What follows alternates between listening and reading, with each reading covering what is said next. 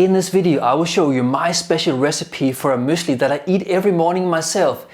It's delicious, it's low in fat, high in fiber, so many good things. Stay tuned. Hi, I'm Christopher.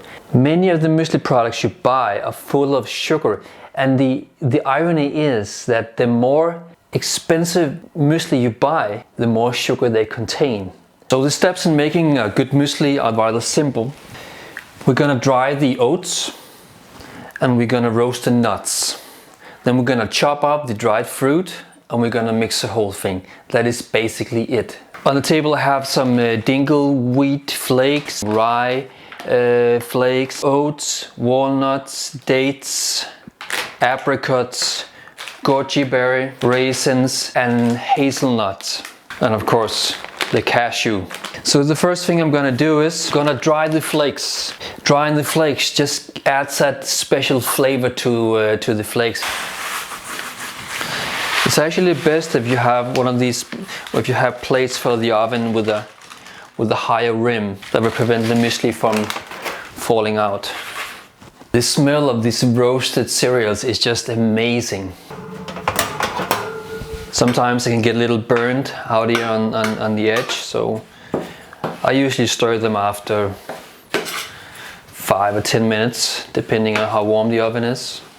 My rye flakes, I have washed my hands, I have disinfected my hands. Oh. You should have lots of nuts in the muesli. That is what makes the difference between a very nice muesli and the little bit more boring one. So I'm gonna use 4 kinds of nuts in this muesli. The walnuts, cashew nuts, hazelnuts and the almonds. The almonds can manage a little longer in the oven, but especially the cashews, they burn very easily. So it takes time to chop the nuts, but it's actually important if you want to have the nuts chopped evenly. Do spend the time, because it gives the muesli a much nicer consistency. This is my selection of dried fruit that I'm using in this muesli.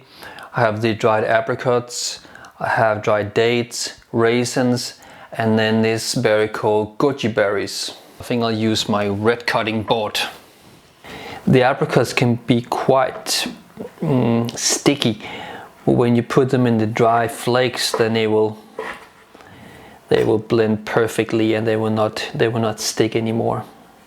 Wash the fingers. Use a nice sharp knife.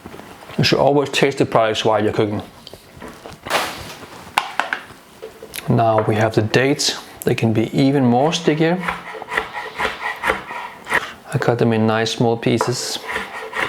I prefer to buy organic products, but I'm not religious about it. So in general my mueslis are 95% organic. I divide the dried fruit here.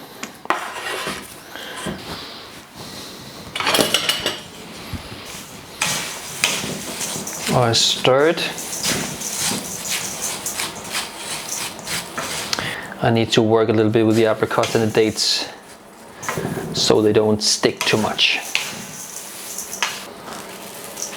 Goji berries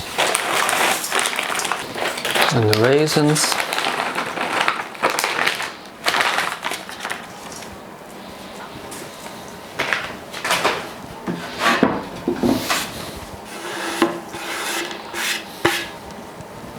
I blend it.